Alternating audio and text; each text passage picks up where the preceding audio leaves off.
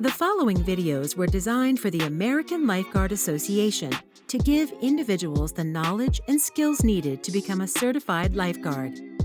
We will be performing various life-saving exercises throughout these videos to examine proper rescue techniques and victim care. Make sure to review the manual for additional information on rescue procedures. Drowning victim rescue.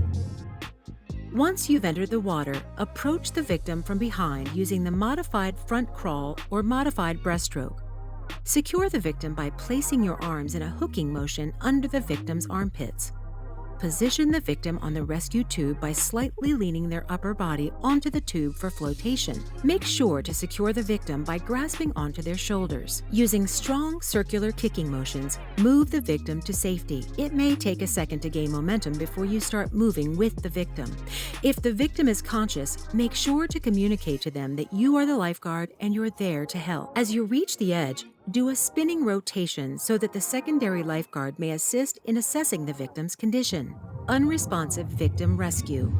Approach of an unresponsive victim has many of the same steps and maneuvers as the drowning victim. But in this case, we have to make sure to better secure the victim's head and neck. Unlike the drowning victim, unresponsive victims will possess no muscular strength or control in their neck and therefore will not pull their head out of the water.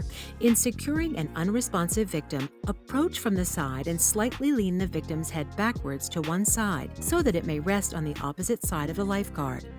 Repeat the spinning rotation once you've reached the edge so that the secondary lifeguard may secure the victim by grasping their wrists. Guard's right hand to victim's right wrist and left hand to left wrist. Removal. Once the unresponsive victim has been secured at the edge of the pool, the lifeguard team must execute the removal phase. 2 lifeguards are required for this rescue. First, the primary lifeguard will exit the pool to retrieve the strapless backboard once the victim has been secured at the edge. Next, the primary lifeguard will bring the backboard to the water's edge. The secondary lifeguard will indicate whether the board should be placed to the left side or right side of the victim. If the secondary lifeguard's left hand is on top, the board is placed to the left. If the right hand is on top, the board goes to the right. Once the secondary lifeguard has indicated which side, the primary lifeguard will ease the board into the water, feet end or narrow end first, making sure to put the board in straight up and down so that it does not float and shift. The board should be placed so that the victim's head matches up with the top of the board. Next, the secondary lifeguard will rotate the victim by uncrossing their arms so that the victim is positioned on the board.